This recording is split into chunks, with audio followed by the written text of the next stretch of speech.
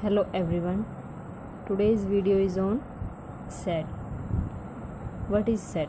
Set is a well-defined collection of objects.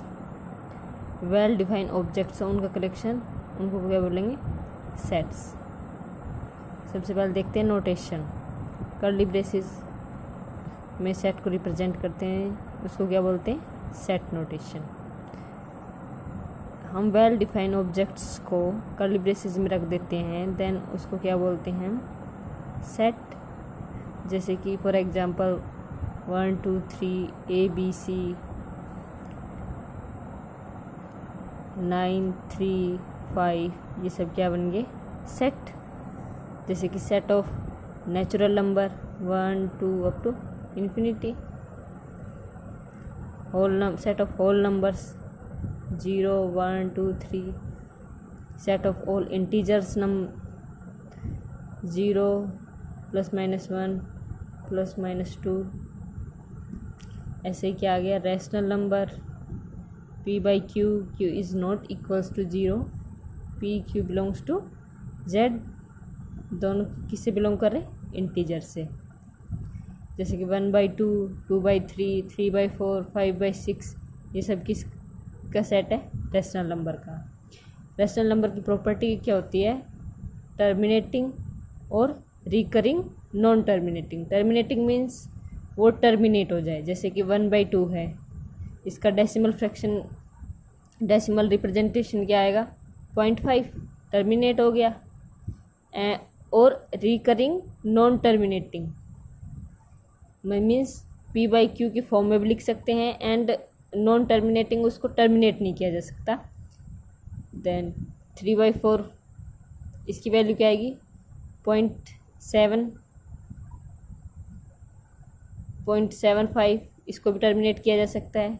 5/6 0.8 something कुछ आएगी. Then उसको नहीं टर्मिनेट किया जा सकता. टर्मिनेटिंग और रिकरिंग नॉन टर्मिनेटिंग किसकी प्रॉपर्टी है? रेशनल नंबर्स की. देन अब आते हैं इरेशनल नंबर.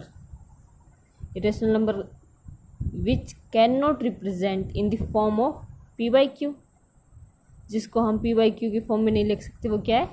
Irrational number. जैसे कि √2 √3 √5 √8 √6 √12 अप टू ये किसका सेट है? इरेशनल नंबर का.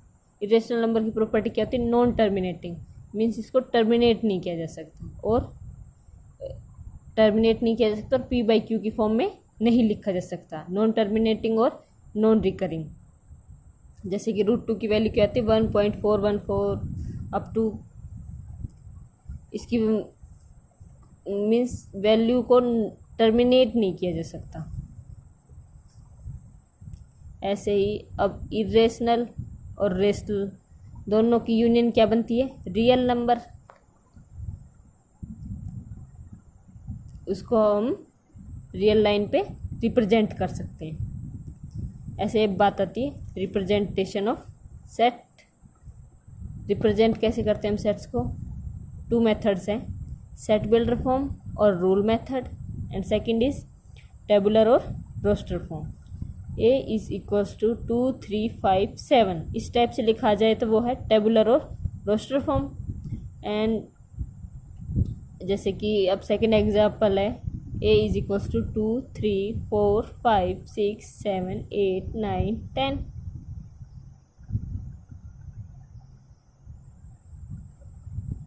इसको हम सेट बिल्डर फॉर्म में कैसे लिखेंगे? सेट बिल्डर फॉर्म में हम कैसे लिखते हैं कि कोई सेट है, उसमें एलिमेंट्स की जो प्रॉपर्टी है उनका यूज़ करके हम सेट बिल्डर फॉर्म में लिखते हैं किसी सेट को. जैसे कि अब ये सेट है हमारे पास, इसको हम सेट बिल्डर फॉर्म में कैसे लिखें?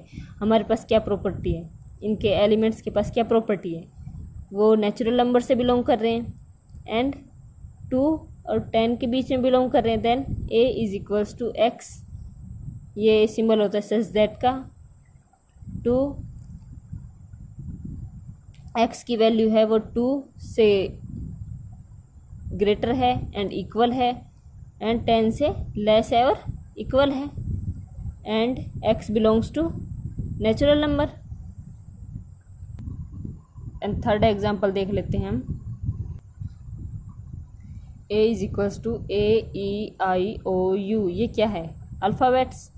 ये लिखे हुए हैं टेबुलर और रोस्टर फॉर्म में। देन इसको हम सेट बिल्डर फॉर्म में कैसे लिखेंगे?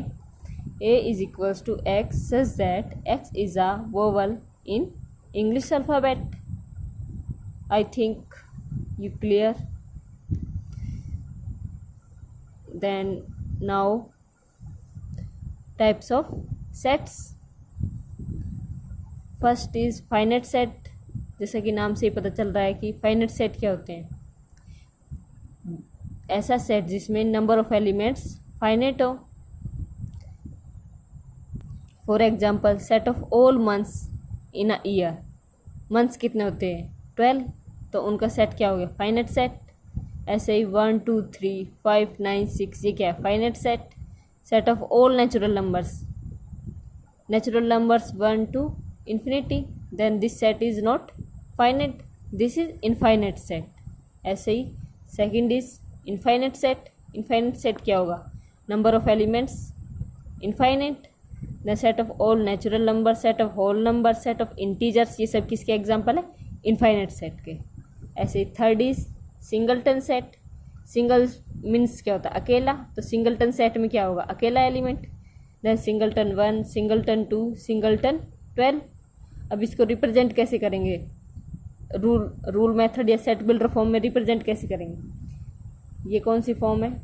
Tabular form. अब इसको सेट बिल्डर फॉर्म में रिप्रेजेंट करना है। सेट बिल्डर फॉर्म में रिप्रेजेंट कैसे करेंगे?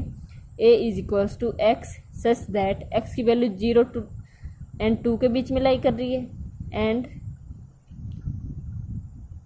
Less than 2 and X belongs to whole number. ये कौन सी फॉर्म हो गई? Set builder form. अब फोर्थ है सेट का type empty set, null set और वॉइड सेट। एम्प्टी मीन्स क्या होता है? खाली। देन इसको हम रिप्रेजेंट करते हैं फाई से। ये हो गया एम्प्टी। कर्ली ब्रेसेस करके कुछ ना लिखें तो भी वो एम्प्टी सेट ही है। जैसे कि for example set of all odd integers between 7 and 9। 7 ये पूछा गया है कि set of all odd integers greater than 7 and less than 9।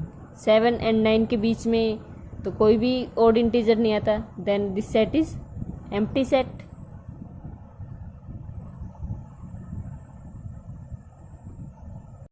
Fifth type is equal sets. Equal जैसे कि 2 सेट्स है A and B। Equal sets का मतलब है कि A में जो एलिमेंट्स है, A में जो नंबर है वही नंबर B में हो एंड B में जो नंबर है वही नंबर A में हो। देन दोनों सेट्स को हम इक्वल बोलेंगे। जैसे कि for example A is equals to 1 2 3 and B is equals to 3 1 2। A के सारे एलिमेंट्स B में हैं एंड B के सारे एलिमेंट्स A में हैं। And second is A is equals to 2 4 8 and B में क्या एलिमेंट्स है? 2 4 4 2 8 8। ओनली रिपीटेशन हो रही है, वरना A के सारे एलिमेंट B में एंड B के सारे एलिमेंट A में। Then both sets are equal. And sixth is equivalent set. दो सेट्स को इक्विवेलेंट कब बोलेंगे? जैसे कि A is equals to A में नंबर ऑफ एलिमेंट्स 5 हो एंड B में भी नंबर ऑफ एलिमेंट्स 5 है।